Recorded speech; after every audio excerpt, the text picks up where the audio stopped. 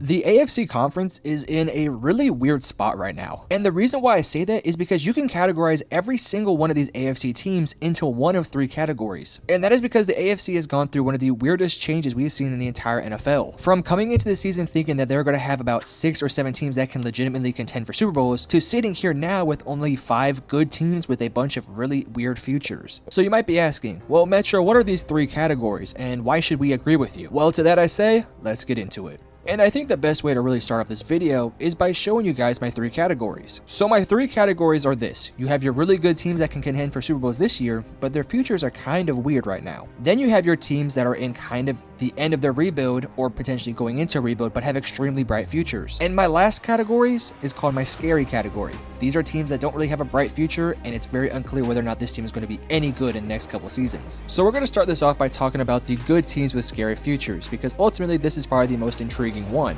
Now, to kind of clarify what I'm talking about with this category, these are teams that are legitimate contenders this year and more than likely will be able to contend for a championship in the next couple seasons, but moving past this immediate future, their futures are very unclear. The 5 teams I have in this category are the Baltimore Ravens, the Cincinnati Bengals, the Kansas City Chiefs, the Buffalo Bills, and the Miami Dolphins. In my opinion, I think that every single one of these teams have a legit chance to win the Super Bowl this year. But I also think that each one of these teams have sort of unique circumstances that kind of have me worry about their future. For starters, let's get the obvious ones out of the way. The Buffalo Bills and the Cincinnati Bengals have extremely unclear futures because they were supposed to be championship contenders this year, but it's very unlikely that they will be able to win it this year because of the injuries and just the way they've been performing. And with both these teams having a bunch of free agents coming up this offseason and they don't have a ton of cap space to work with, they're going to be without a lot of their key contributors this upcoming season, and who knows how they're going to be performing without those guys. And for a team like Buffalo, who's going to be potentially losing both their safeties this offseason, they're going to have to find replacements for those guys, and the same thing applies to Cincinnati. Can those replacements come in immediately and keep this team afloat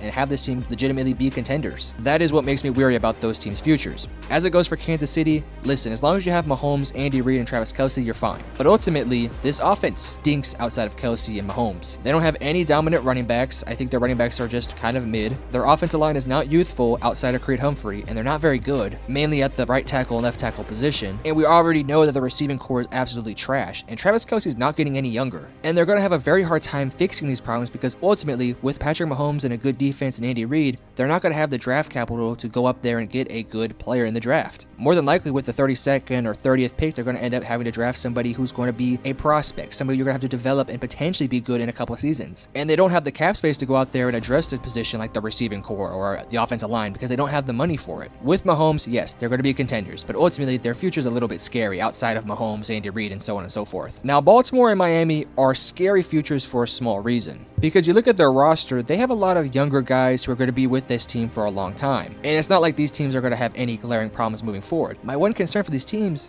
are they good enough to win Super Bowls? Because the main goal for every single NFL team is to go out there and win a Super Bowl, and I'm not sure if Miami or Baltimore have the team to do that. And it's not like they have a ton of moves that are on the table for them to go out there and potentially get other stars to add to this defense or offense. The teams they have now, plus or minus a couple players here or there, are basically their rosters moving forward, and I just don't know if that's enough to win a Super Bowl. So that concludes my first category. My second categories are going to be teams with extremely bright futures. And this category is very simple. It is the 4 teams in the AFC South and the Pittsburgh Steelers. Now let's address Pittsburgh first, because I've already made a full-fledged video already on them, and I've talked about them a couple of times this week, to be honest with you. Looking up and down this roster, it's a very, very good roster. The only problem with this team, the culture is really bad right now. They don't have a quarterback, and their head coach is kind of questionable right now. Listen, Mike Tomlin's going to be their head coach moving forward, and I have no doubts about that, but he has to address these problems that I've talked about. Kenny Pickett is not the guy. He is not a part of this bright future that I'm talking about. And their culture with guys like Deontay Johnson, Najee Harris, and George Pickens is not very good right now. And now that the national media is on the Pittsburgh Steelers about their chemistry, their culture, and just their relationships amongst each other, it is now becoming more relevant more than ever. This team has a culture problem. And unless that culture problem gets fixed, they're not going to be in this bright futures category for much longer. Because to go back to what I'm saying, this team has a ton of talent. Roderick Jones, Joey Porter Jr., to go along with guys like TJ Watt, Minka Fitzpatrick, Alex Highsmith, Cam Hayward. I mean, we're talking about one of the more younger rosters that has a ton of experienced talent around them that can contend for Super Bowls. But they don't have the right guys in the right positions that matter the most. And if you want to know how I feel about this Pittsburgh Steelers team team in more detail. At the very end of this video, I'm going to have that video pinned up in the very end, so stay tuned for that one. As it goes for the entire AFC South, I think this is kind of obvious. Jacksonville is obviously one of those teams that can potentially make a run for a Super Bowl this year. I think they're 1 or 2 pieces away, but with Trevor Lawrence and a pretty overall young roster, this team has a very bright future. And for anyone who's concerned about whether Trevor Lawrence can be a guy who can take a team to a championship, I don't think you should be that worried. I think he can take this team to a championship, especially if they continue to build around this defense and the offensive line and the receiving core. They also have a head coach who's extremely experienced and has won a Super Bowl in the past, so I believe in this team. I think they can get to that point. Indianapolis is a very good story, and I think if Anthony Richardson can reach the height that we think he can get, this team's potential is through the roof. Hell, this team is 7-5 and probably going to make the playoffs with Gardner Minshew as their starting quarterback. You're telling me a healthy Anthony Richardson, who has a cannon of an arm with freakish athleticism and good leadership qualities, can't take this team even further? I think it might be something that takes a few years for him to actually develop into becoming that franchise quarterback, but I think once he gets back fully healthy, he's going to be really fucking good. Next, the Houston Texans. I've talked about the Houston Texans in a lot of different ways this year. They've been very impressive. They look really sharp defensively, offensively. They have a lot of good things going for them. The next thing for them is, can they take that next step? Because this year you're seeing a lot of the young talent step up. You're also seeing a bunch of the older guys who have been in the league for a while now step up and make plays, but can they do this consistently? Can they step up to become a championship contending team? And the big question for CJ Stroud is, can he take that next step? Can he become that championship quarterback that we think he can be? And if this team can reach that next step, the limit of how good this team can be is again through the roof. Tennessee is a really interesting one because they're a team that has a bunch of older guys, but they have a young rookie quarterback in Will Levis. And based off what I've seen from Will Levis this year, I kind of like what I've seen from him. Is it perfect? Is it pretty at times? No, but at times it can be damn beautiful. And I think once that consistency comes from him, this team can take that next step because they already have the pieces on the defensive side of things. I think they need to add 1 or 2 pieces on the offense, mainly along the offensive line and probably in the receiving core. And if Will Levis takes that next step, then I think this team as a whole can take that next step. The one really weird thing for Tennessee is that you're in a division full of very young rosters that have a ton of talent. And as it currently sits modern day, this Tennessee Titans team probably sits dead last in the division regarding the talent of their positions. And ultimately, you're going to play these guys 6 times a year, so you're going to have to match up their talent, their potential, and you're going to have to win these games. Their future is bright though with Will Levis. I'm actually extremely excited to see what Tennessee does this offseason regarding what they do with their offensive line, receiving core, so on and so forth. But now we get to our last category, and this is obviously the scary category. These are teams that I don't think have bright futures, but even though they might have a little bit of talent here and there,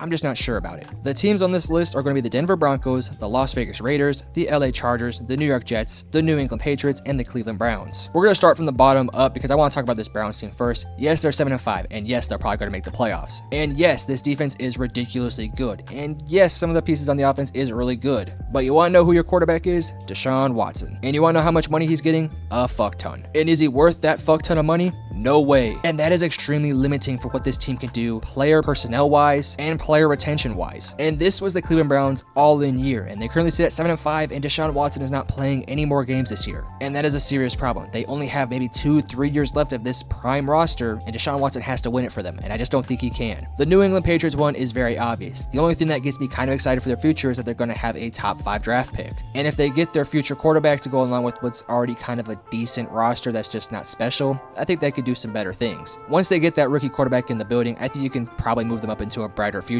but for now, they're kind of scary. The New York Jets, man, I don't really know what to say about them. They were my favorites to win the AFC this past year, and well, after the Aaron Rodgers injury, it obviously went down the toilet. And my big concern for this team is, sure, this team can probably get healthy next year and be a really good team next year, but what's after Aaron Rodgers? What comes after this whole storm of what we've seen these past couple weeks? When Aaron comes back, is he going to be the Aaron Rodgers we know, or is he going to be discount Aaron Rodgers? And with the way things are going, they need as much resources as they can possibly get to fix all the holes in this roster. And with the concerns of Aaron Rodgers, I don't know if they can reach that potential. What I will say is this though, if they go out there and get a backup quarterback to develop under Aaron Rodgers, a guy like a Michael Penix Jr., Bo Nix, you're going to hear me say those names a lot throughout the rest of the offseason, then maybe they can move up to that brighter futures category. But for now, given how their roster is currently constructed, the scary future is very true. Next is the LA Chargers. Now the good news for the Chargers, you have Justin Herbert, but can Justin Herbert win a Super Bowl?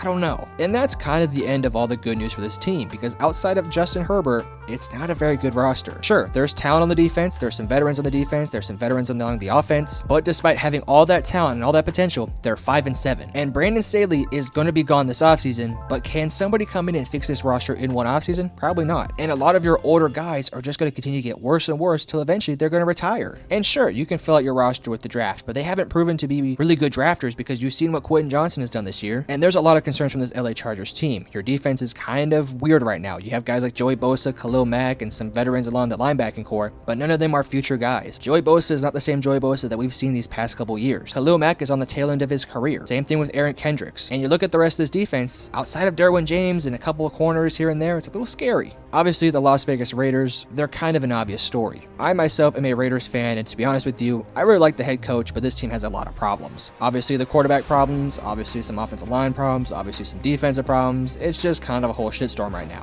But hopefully the head coach can get things right, because I want to see this team move up into that bright futures category. And lastly is the Denver Broncos. Now, I understand they're 6-6 and they're having a very good season thus far this year, but my concerns still remain intact. They're overpaying Russell Wilson, who cannot be a franchise quarterback at this stage in his career, and they just have one too many holes to fill out this roster. Again, the main goal for every single team is to go out there and win a Super Bowl, and with Russell Wilson being your quarterback, you're never going to be able to reach that game. And I guess that's kind of the moral story for a lot of these teams. There's talent here and there, and maybe not all doom and gloom, but they're not going to be able to win championships, and that's the goal for every team. And for some of these teams, you just want to see a pulse. You want to see a life. You want to see this team make the playoffs. But for some of these teams, I don't think that's going to happen. Now, let me say this. For anybody who may be frustrated with what I've said, or maybe frustrated with how their team's performing, there's always a light at the end of the tunnel. Oftentimes, we see teams have horrible seasons come out of the woodworks and play really good the next year. Look at Houston. Look at the Giants last year. Look at a couple of these other teams this year, like Denver. Just because I categorize these teams into 3 different categories does not mean that one of these teams can branch out to move to a different category or to move into their own category. But you guys tell me, do you guys think I categorize these teams properly, or do you disagree with everything I said? If that's the case, let me know in the comment section below and I'll make sure to respond to you. And if you did enjoy the video, make sure to hit the like and subscribe button because it would help me out a ton. But I love you guys. Peace.